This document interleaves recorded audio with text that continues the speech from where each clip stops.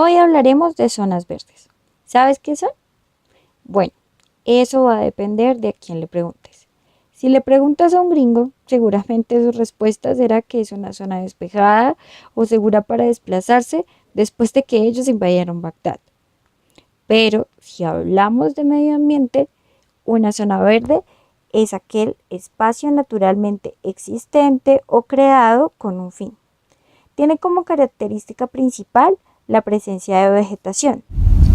Esta vegetación va a ser muy variada y dependerá tanto de la localización de la zona verde, del uso que vaya a tener, así como de su dimensión. En ese orden de ideas, podemos decir que tanto el Simón Bolívar como algunos separadores viales son zonas verdes. Estas zonas verdes son importantes, pues además de ser un referente paisajístico, nos proveen de oxígeno. No es de gratis que al Simón Bolívar lo llamen el pulmón de Bogotá, así como el pulmón del mundo es la gran zona verde del Amazonas. En Bogotá, las zonas verdes están dadas por la resolución 3050 del 2014, pero de las zonas verdes capitalinas hablaremos más adelante. Los ecosistemas colombianos presentan una heterogeneidad en su paisaje. Esto quiere decir que presentan diferentes coberturas vegetales o tipo de vegetación según su estratificación. Esto gracias a la biogeografía presente en el país y a su orogenia como su evolución propiamente dicha, por ejemplo en los Andes colombianos. ¿Qué constituye un paisaje? Un paisaje representa propiamente en la ecología la interacción de los sistemas bióticos, es decir, las coberturas vegetales, con los sistemas abióticos o la biocinesis, es decir, los asentamientos humanos. ¿Qué sucede acá? Las especies, incluyendo el Homo sapiens o el ser humano, están en constante expansión de su territorio. La fragmentación de este dicho territorio por parte de acciones antrópicas como el monocultivo, la ganadería, la expansión de territorios y pastizales empujan o forman un cuello de botella a las demás especies. En el paisaje podemos encontrar tres tipos o tres categorías principales en él. La matriz, la que constituye propiamente toda la cobertura vegetal homogénea en el ecosistema, los corredores o ecotonos que comunican entre parche y parche, y por último el parche. El parche, ¿qué significa? Son los remanentes o son los espacios reducidos que quedan propiamente dicho el ecosistema original. Ustedes se preguntarán, ¿cómo se mantiene viable una población, por ejemplo, de un gran mamífero como el oso de anteojos? O también puede ser como la pantera oca. Esto se debe a que los remanentes de bosque se comunican entre sí. ¿Qué quiere decir esto?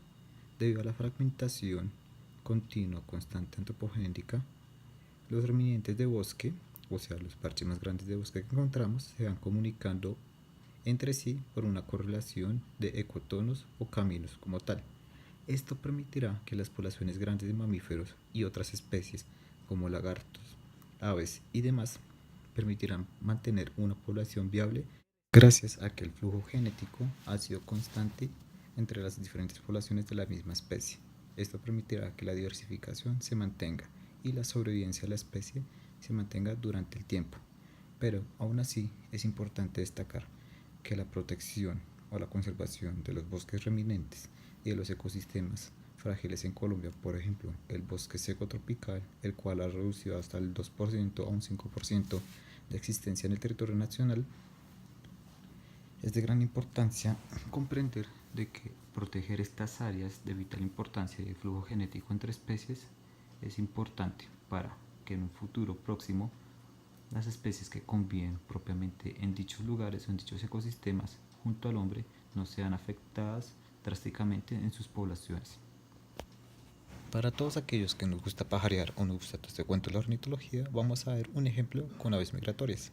Entonces, sabemos que las aves migratorias se preparan durante el final del verano, al inicio de la primavera, para hacer vuelos o grandes distancias recorridos como tal hacia el neotrópico, preparando propiamente su peso corporal, reservas energéticas y demás para emprender su vuelo hasta ciertos lugares como tal, por ejemplo en Brasil, Colombia, Perú, Ecuador, etc. Entonces, ¿qué tiene que ver esto con las zonas verdes con la migración de las aves? Muy sencillo, la pérdida de las zonas verdes como los árboles bosques nativos como tal en los puntos de ciudad, por ejemplo nuestra ciudad Bogotá, representa la pérdida en riqueza de especies de aves migratorias y nativas. Esto se ve a que las pérdidas propiamente de los puntos de percha y de descanso que utilizan estas aves durante el vuelo, más el uso de pesticidas y contaminantes ambientales, son los causantes de las declinaciones poblacionales constantes. Además, las transformaciones del paisaje natural por edificios de grandes pisos, de más de 50 pisos, como la Torre Colpatria o el Bacatá, también repercute en la muerte de estas aves. Es así como la transformación del paisaje natural a un paisaje urbano, como la ciudad de Bogotá o a sus alrededores, inmediatamente tiene una consecuencia en la presencia de estas aves en nuestros territorios.